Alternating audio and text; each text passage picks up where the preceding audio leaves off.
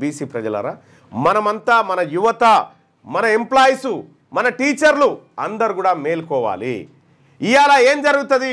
ఇప్పుడు Warangal, Nalgonda, Khammam teacher MLC నుంచి మల్లారెడ్డి ఆయనను గెలిపించారు అనుకో, ఆయన ఈడబ్ల్యూఎస్కు జై కొడతాడు తప్ప నీకు 42% రిజర్వేషన్ ఇస్తేందుకు చేయలేపడా.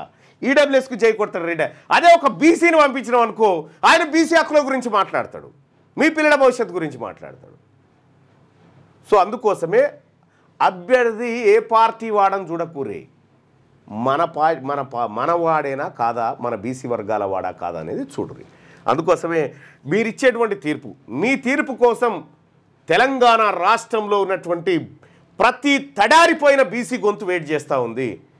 నా అన్నలు, నా సోదరులు, నా బీసీ టీచర్లు, నా మైనారిటీ టీచర్లు, నా ఎస్సీ టీచర్లు, ఎస్టీ టీచర్లు, మా వర్గాల నుంచి అభ్యర్థిని గెలిపిస్తే మాకు మంచి జరుగుతుందని ఆఖరికి ఎక్కడికి వచ్చిందంటే, ఎంత చైతన్యం వచ్చిందంటే కింది వర్గాల్లో.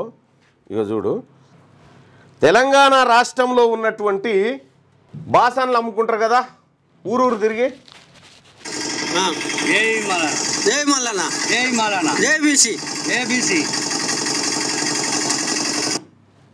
ఇట్లా. ఇంకా అదే కాదు, ఒక అబ్బాయి ఇక చూడు ఊరూరికి మైకులు పెట్టుకొని మనకు జరిగిన అన్యాయానికి బాసాన్లు అమ్ముకొని బతికి సంచార జాతుల్లో ఉన్నటువంటి బీసీ బిడ్డలు కూడా ఇవాళ జరిగినటువంటి అన్యాయం, సంచార జాతుల్లో ఉన్నటువంటి ఇగో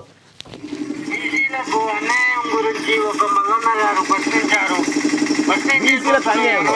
ఆయన బాసాన్లు అమ్ముకునేట, ఆయన పాత బట్టలకు బాసాన్లు అమ్ముకుంటే ఆయన ఇగో మైకు పెట్టుకొని బీసీలకు జరిగిన అన్యాయం ఏందనేది చెప్తా ఉన్నాడు ఊరూరా. ఆయనకు అర్థమైంది బీసీలకి ఎట్లా అన్యాయం జరిగింది అనేది. మరి చదువు చెప్పిన సార్లకు, పంతులకు కూడా అర్థం కావాలి కదా. అందుకోసమే వాళ్ళు ఎప్పటికీ మీ వాళ్ళు కాదు, గుర్తుపెట్టుకోండి.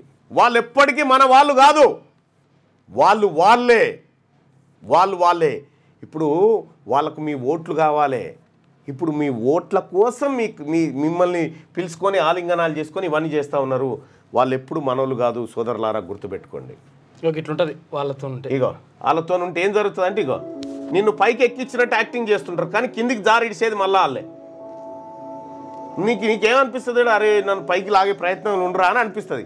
కరెక్ట్ లాగరు, నిన్ను కిందికి దించేదే వాళ్ళు.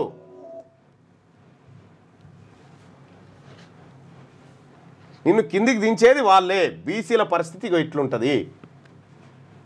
సోదరులారా, బీసీ యువకులారా, మీరు బీసీలుగా గర్వపడండి. మనం బిగ్ క్లాస్. ఇలా తెలంగాణ రాష్ట్రంలో మొదలైన బీసీ యుద్ధం, ఈ యుద్ధం విజయ లక్ష్యాన్ని ముద్దాడాల్సిందే. జయశంకర్ సార్ తెలంగాణ ఉద్యమం సమయంలోనే క్లియర్గా చెప్పిండు, బిడ్డ తెలంగాణ ఉద్యమం జరుగుతుంది, తెలంగాణ ఉద్యమం తర్వాత మళ్ళొక్క ఉద్యమం పుట్టాలి, అది బీసీల ఉద్యమం పుట్టాల్సినటువంటి అవసరం ఉందని జయశంకర్ సార్ ఇంకటినే చెప్పిండు. అదే ఇవాళ రాజుకుంది. కాబట్టి బీసీ సోదరులారా, బీసీ ప్రజలారా, మనమంతా అప్రమత్తంగా ఉండాలి.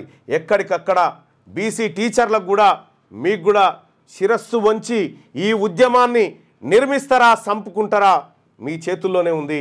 అది చాలా జాగ్రత్తగా వ్యవహరించండి అని చెప్పి మీ అందరికి తెలియజేస్తాను.